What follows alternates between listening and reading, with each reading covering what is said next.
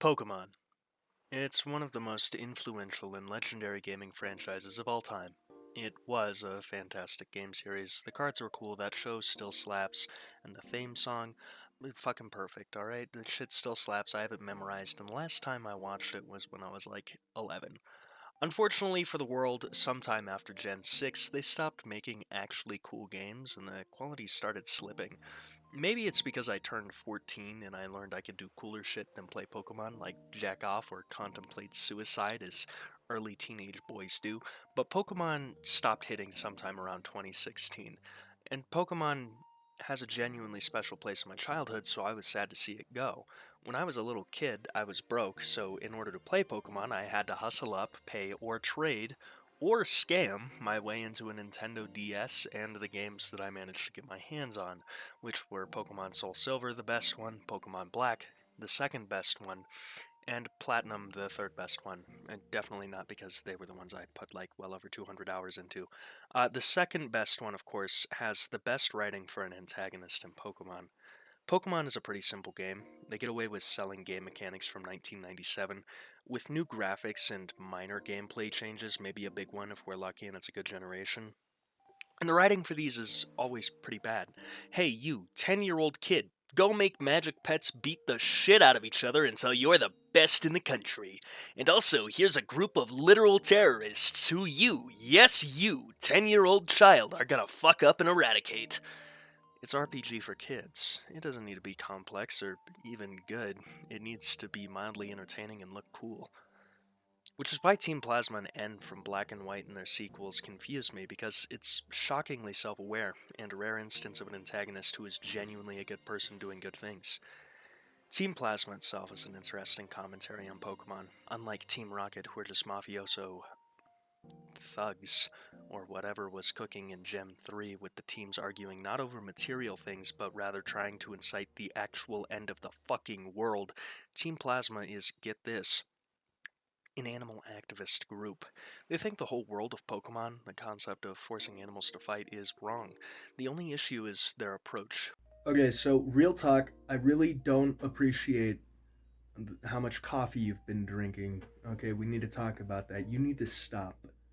Oh, yeah? Well, what if I don't stop drinking coffee? What then, bitch? Well, if that's the case, the solution is quite simple. I'm gonna kill you. I'm gonna drown you in coffee, and I'm gonna use the remains of your body to grow more coffee.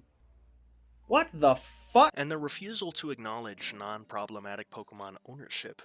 Listen, the actual 10-year-olds playing Pokemon is definitely a loving trainer. They care about their Pokemon. They love them. They don't catch them because they're like the best. They catch them because they're fucking cool and they love them regardless and go all the way to the Elite Four with them.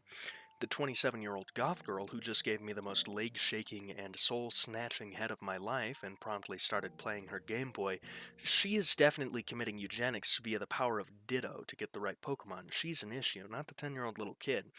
However, turning away from the players and the mixed playstyles, the NPCs of this universe are a swing and a miss, but most of the time they hit.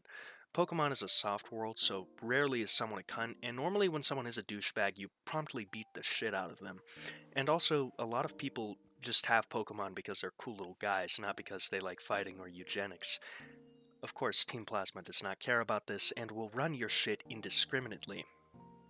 N is a puppet leader of Team Plasma and a kind and gentle guy. He wants humans and Pokemon to be separate because he feels that's how they will most be free. He was raised by Pokemon, having been an abandoned orphan, and he can even communicate to some extent with them. He does commend the main character on how well they treat their Pokemon and how good they are, but he ultimately seeks to make less suffering for everyone involved. And how often do you see a villain like this? N isn't your typical he's actually a good guy or relatable villain, because a lot of these villains are doing these things out of selfish or self-centered reasons. N is just genuinely a selfless person doing his best to better the entire world in a way that doesn't cost people all that much, and he's doing it in a way that doesn't require him sacrificing his morals. See, N lets his Pokemon come and go as he pleases, and also when N has the rug pulled out on him and Gatesis, the actual antagonist of Black and White, won, reveals that, oh, and by the way, bitch boy, I only adopted you as my son to use you as a puppet. Now that nobody has Pokemon, I'm going to go ahead and take over the entire Unova region. N actually protests this and fights against him because that isn't the right thing. How often is it that an antagonist will, not for their own reasons, go against someone who, by all means, would help them achieve their dream? It's just rare. It's an anomaly, which is why I made this video. It's very rare for an antagonist because of how hard it is to pull off, and it takes good writing. Again, which is why I made this video, to point it out and highlight it. N is a pretty cool character, and also his name is, in full, his name is this shit. So, make of that whatever you so will. Hey there, gang. We did it. We made it to the end of the video. I've been listening to Mitski and crying for an embarrassing amount of time. That's not as... What? We're keeping that in. That's not what important here. We made it to the end of the video. Don't do it again, phone. I'm fucking watching you, cellular device. Okay. So, did you like the video? Yes. Then go ahead, subscribe. Completely free. You can undo it whenever you want. Helps me pursue my dreams. I am living in mortal fear of my phone tipping over. Don't you do it. Okay, we're probably good. Also, huge thanks to the patrons. They pay me.